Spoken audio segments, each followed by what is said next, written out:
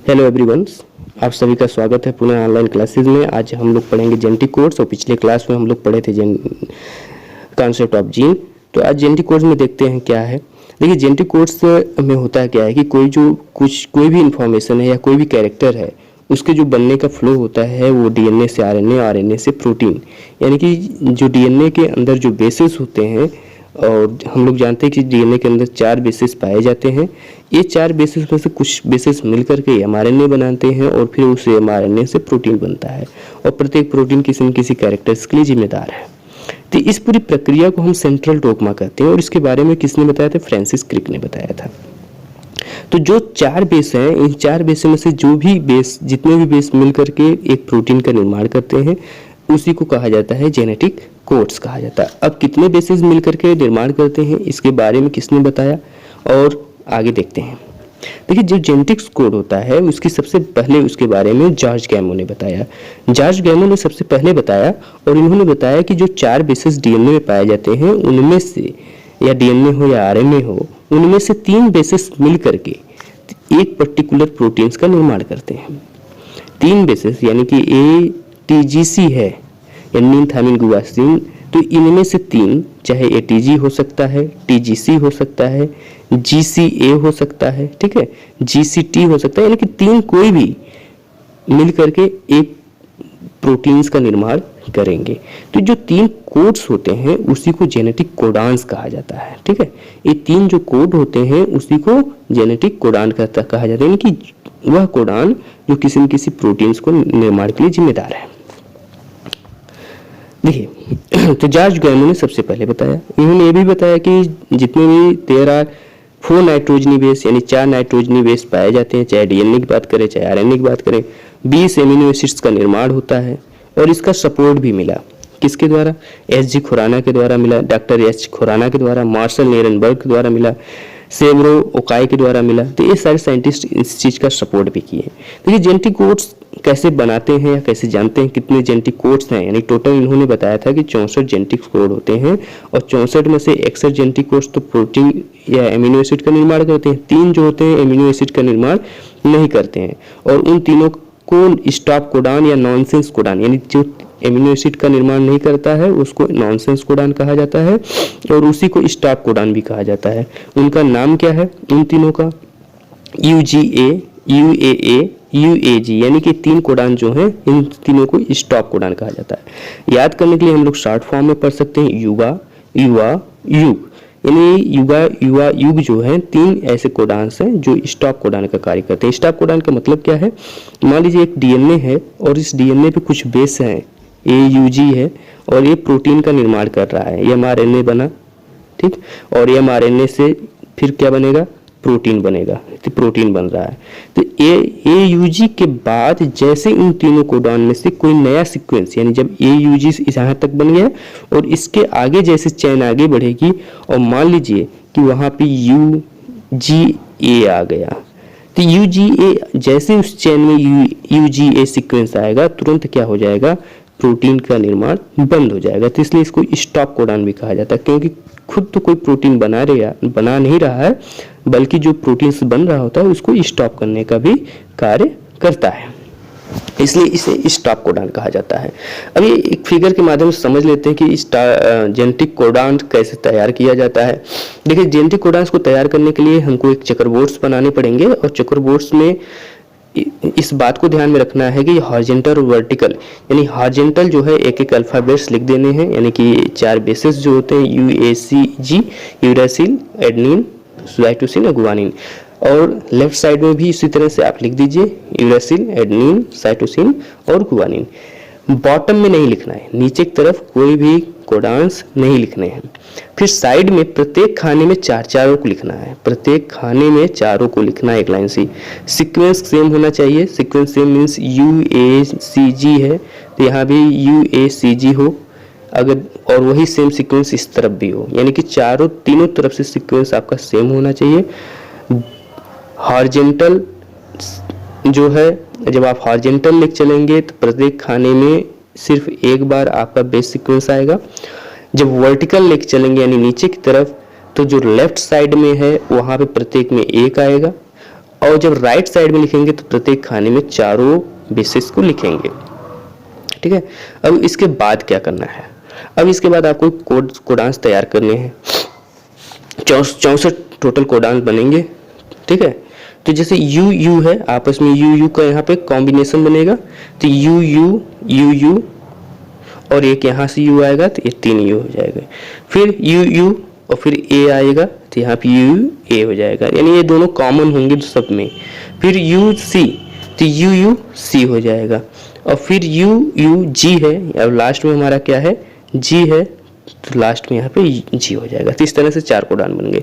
अब मान लीजिए ए का बनाना है, तो ए का यू से करेंगे तो ए यू हो जाएगा, फिर यहाँ से यू आएगा तो ए यू यू हो जाएगा, फिर ए यू होगा और फिर ए आ जाएगा तो ए यू ए हो जाएगा, फिर ए यू सी हो जाएगा क्योंकि सी तीसरे नंबर पे है, फिर ए यू यानी कि यहाँ पे ए और यहाँ पे यू, ए यू जी, तो यहाँ पे चौथे नंबर पे क्या है, ए यू जी। तो इस तरह से पूरे फिलअप कर लेना है और इस तरह से जेनेटिक्स कोड बनेगा। तो टोटल 64 जेनेटिक्स कोड बनेंगे। इस 64 में से 3 ऐसे जेनेटिक कोड होंगे जो स्टॉप कोडान या नॉनसेंस कोडान कहलाएंगे। इस जेनेटिक्स कोड को जेनेटिक डिक्शनरी भी कहा जाता है।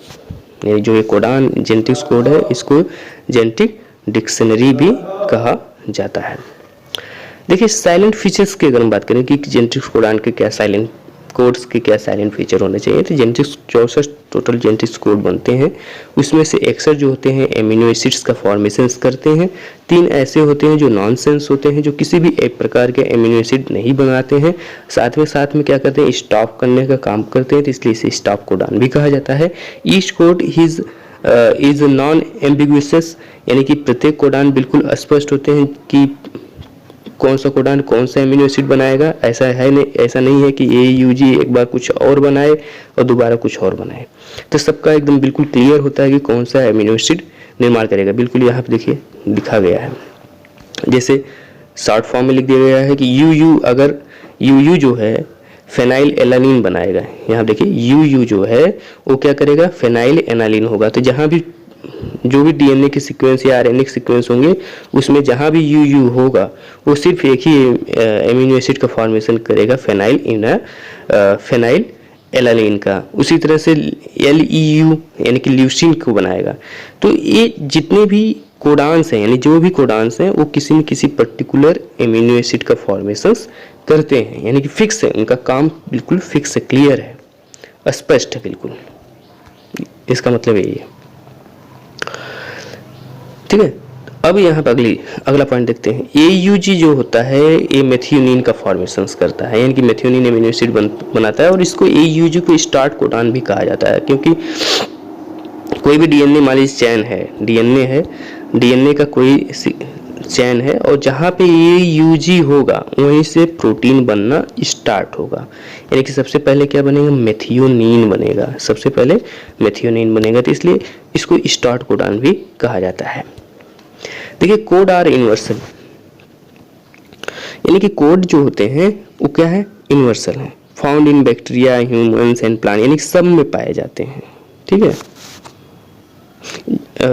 ये आपका UUU यानी फेनाइल एनालिन जो एमिनो एसिड बनाने का कार्य करता है, ये एक ऐसा कोड है जो एक बिल्कुल क्या है कि यूनिवर्सल है, जो सभी में पाया जाता है। दूसरा चीज कॉमनलेस होना चाहिए, जितने भी कोडान होते हैं कॉमनलेस होते हैं।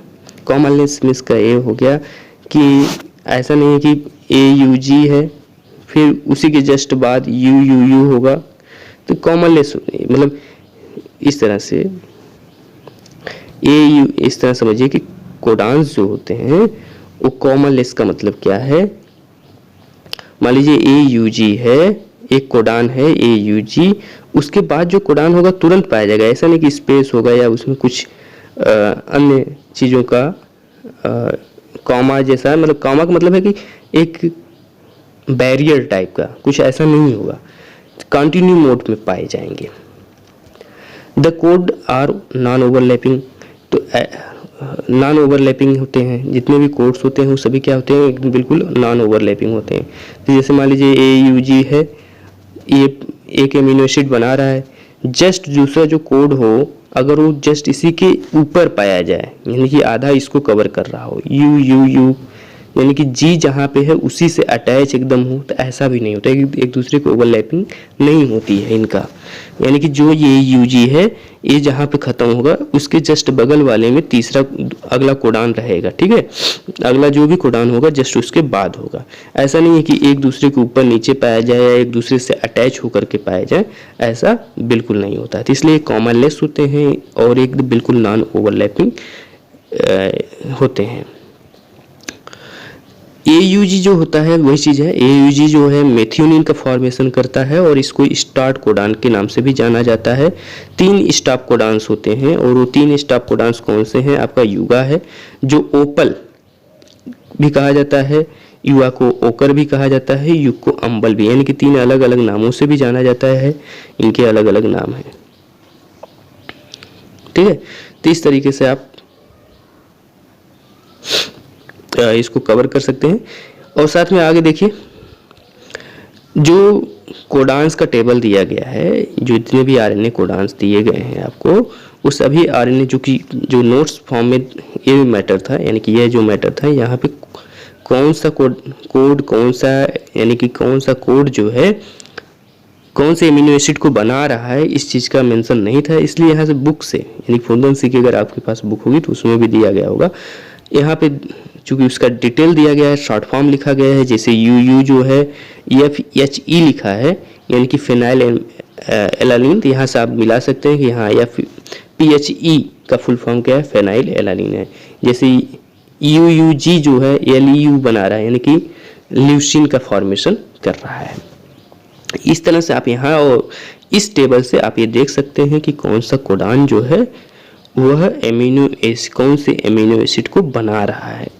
और साथ में यहाँ पे देखिए, ये जो है आपका स्टार्ट कोडान है, ये दोनों स्टॉप कोडान है, ये भी एक क्या है आपका स्टॉप कोडान है। तो ये जेनेटिक्स कोड के बारे में आज हम लोग देख रहे थे। तो हमें लगता है कि अगर कहीं भी कन्फ्यूजन होगा तो आप कमेंट बॉक्स में, यानी कि यूट्यूब चैनल के कमेंट बॉक्स पे आप अपना क्वेश्चन पूछ सकते हैं, ठीक है। तो मुझे लगता है कि सब कुछ इसमें कवर हो गया है। आप टेबल नोट्स में इस टेबल को बनाइएगा क्योंकि मोर इन्फॉर्मेटिव है, और इसके एब्रेशन को भी लिख लीजिएगा क्योंकि इससे समझने में आसानी होगा, ठीक है। ओके, धन्यवाद।